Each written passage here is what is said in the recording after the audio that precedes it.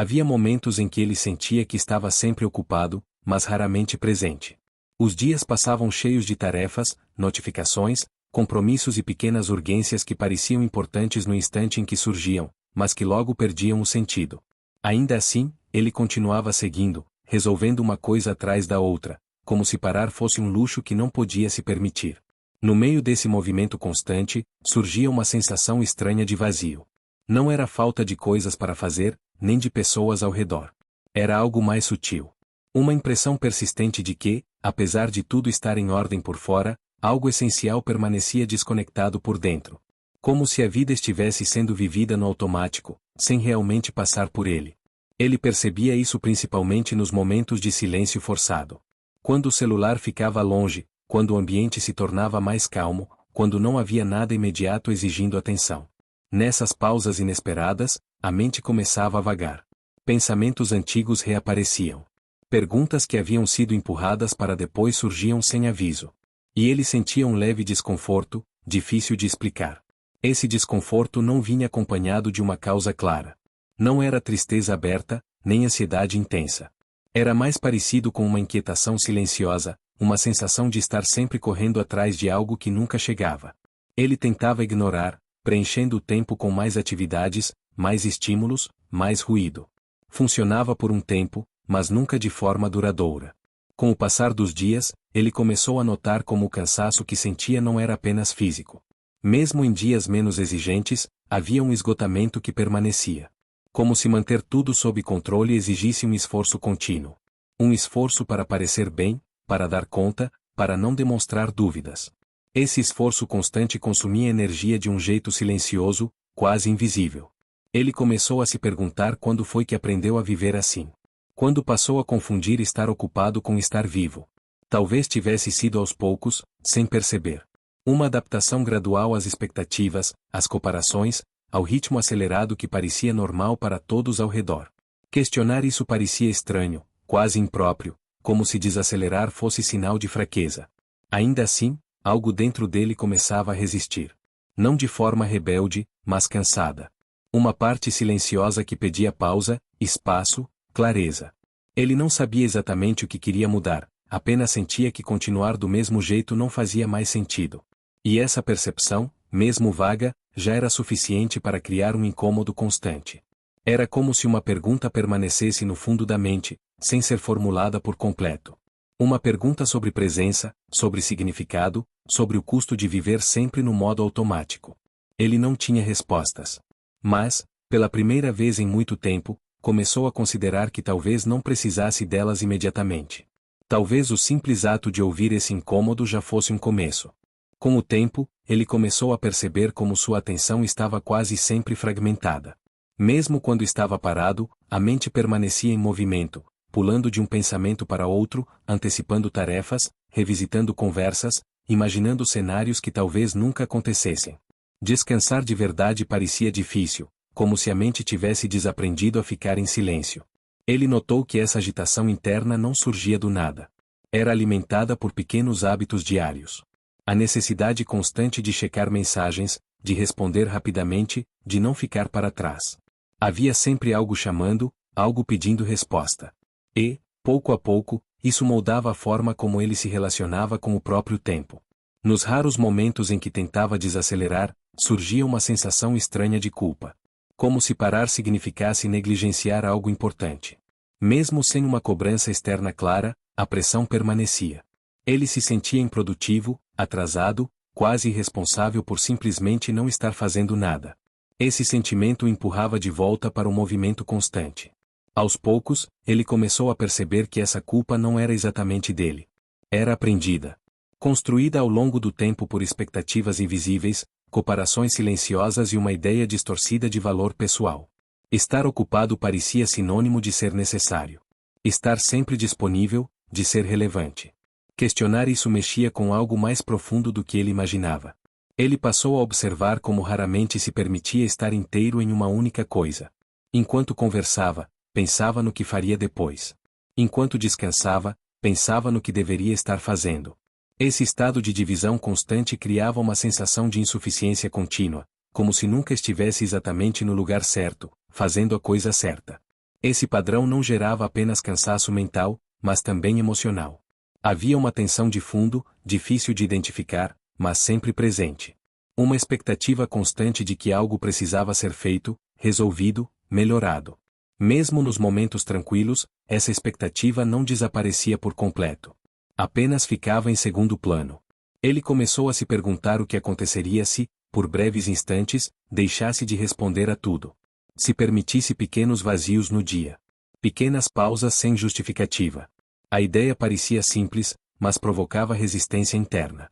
Como se abrir espaço fosse, de alguma forma, perigoso. Ainda assim, a curiosidade começou a crescer. Não como uma solução imediata, mas como uma possibilidade. A possibilidade de que desacelerar não fosse perda, mas recuperação. De que talvez a presença plena não exigisse esforço extra, mas justamente menos esforço. E essa dúvida, discreta e persistente, começava a mudar sutilmente a forma como ele observava seus próprios hábitos. À medida que essa curiosidade crescia, ele começou a perceber algo que antes passava despercebido: o quanto evitava estar consigo mesmo. Não de forma consciente, mas por hábito. Sempre que surgia um espaço vazio, ele o preenchia rapidamente. Um som de fundo, uma tela acesa, qualquer coisa que impedisse o encontro direto com os próprios pensamentos. Esse comportamento parecia inofensivo, até necessário. Afinal, todos faziam o mesmo. Mas, ao observar com mais atenção, ele notou que esse preenchimento constante não trazia alívio real. Apenas adiava. O que era empurrado para depois retornava com mais força nos momentos de exaustão, quando já não havia energia para fugir. Ele começou a notar como certas emoções surgiam justamente quando diminuía o ritmo. Uma melancolia leve, uma saudade difícil de nomear, uma sensação de estar atrasado em relação à própria vida. Não eram sentimentos novos, apenas antigos demais para continuarem sendo ignorados. E agora, sem tanto ruído ao redor, ficavam mais audíveis. Havia também pensamentos recorrentes sobre escolhas feitas e caminhos não seguidos. Não com arrependimento dramático, mas com uma curiosidade silenciosa. Perguntas sobre como teria sido se tivesse desacelerado antes, se tivesse ouvido mais os próprios limites, se tivesse se permitido errar sem tanta autocobrança. Essas perguntas não pediam respostas imediatas, apenas reconhecimento. Ele percebeu que grande parte do cansaço que sentia vinha dessa resistência interna. Da tentativa constante de manter tudo sob controle, inclusive o que sentia. Sustentar essa imagem de estabilidade exigia esforço contínuo.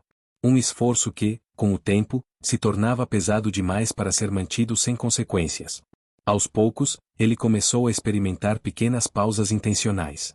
Momentos breves em que não fazia nada além de estar presente. Sem objetivo, sem produtividade, sem distração. No início, isso gerava desconforto. A mente tentava escapar, criar tarefas, inventar urgências. Mas ele permanecia ali, observando. Com o tempo, algo curioso começou a acontecer. Esses momentos deixaram de ser ameaçadores. Não se tornaram agradáveis imediatamente, mas perderam parte do peso. Ele começou a perceber que podia estar em silêncio sem se perder. Que podia sentir sem ser engolido. Que havia mais espaço interno do que imaginava. Essa descoberta não trouxe respostas prontas, mas trouxe uma mudança sutil de postura. Uma disposição diferente diante do próprio ritmo. Como se, pela primeira vez em muito tempo, ele não estivesse correndo para chegar a lugar nenhum. Apenas permanecendo, ainda que por instantes, exatamente onde estava. Com essa nova postura, ele começou a perceber mudanças sutis na forma como reagia ao dia a dia. Situações que antes provocavam tensão imediata passaram a ser observadas com um pouco mais de distância.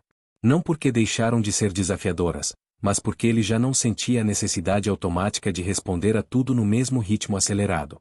Ele percebeu que muitas urgências não eram tão urgentes assim. Que algumas pressões perdiam força quando não eram alimentadas imediatamente. Essa constatação trouxe um misto de alívio e estranhamento.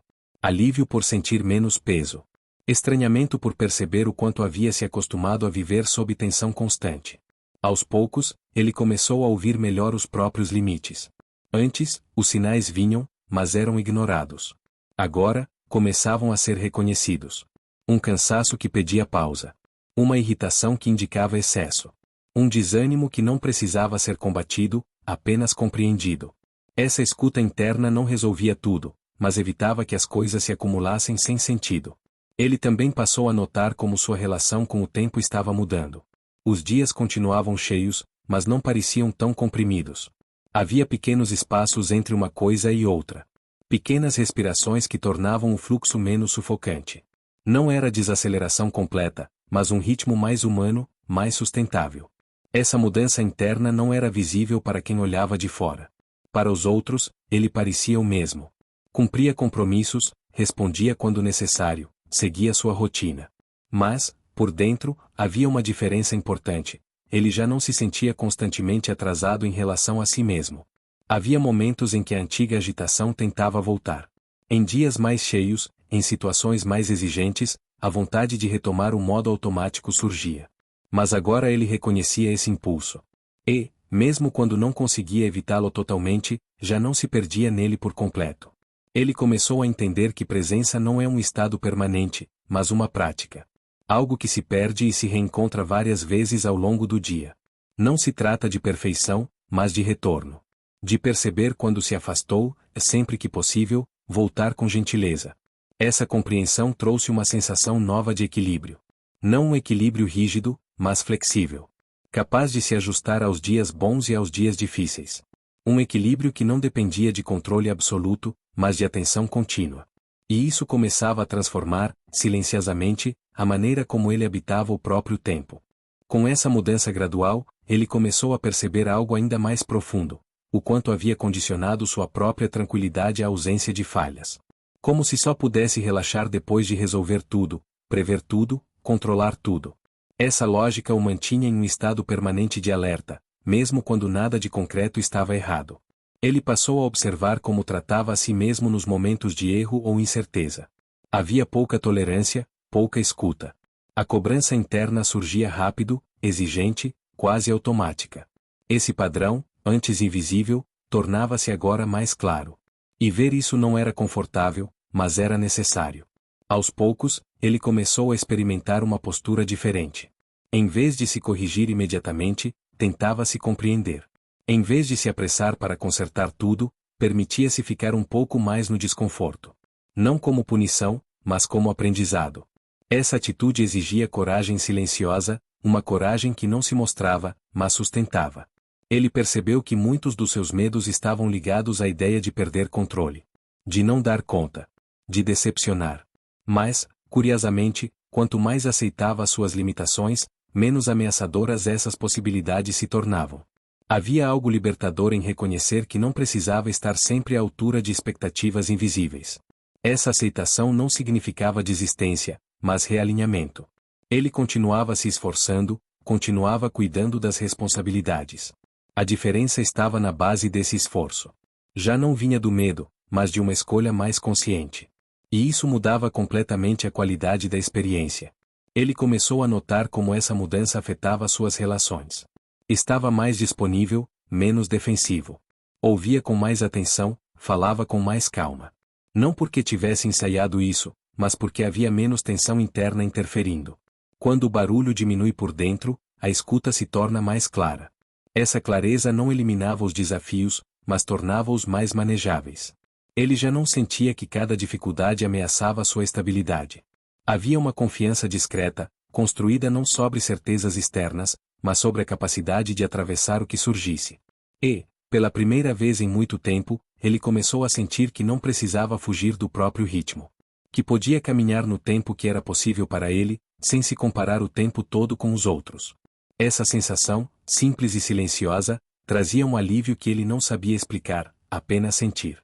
Com o tempo, ele começou a perceber que a tranquilidade que buscava nunca esteve na ausência de problemas, mas na forma como se relacionava com eles.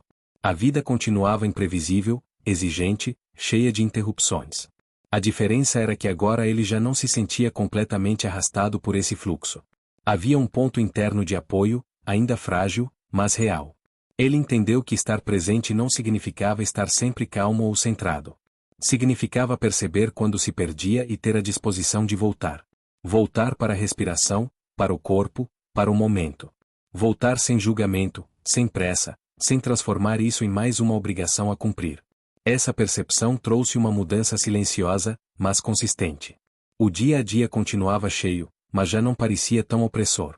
As pausas, mesmo pequenas, ganhavam valor.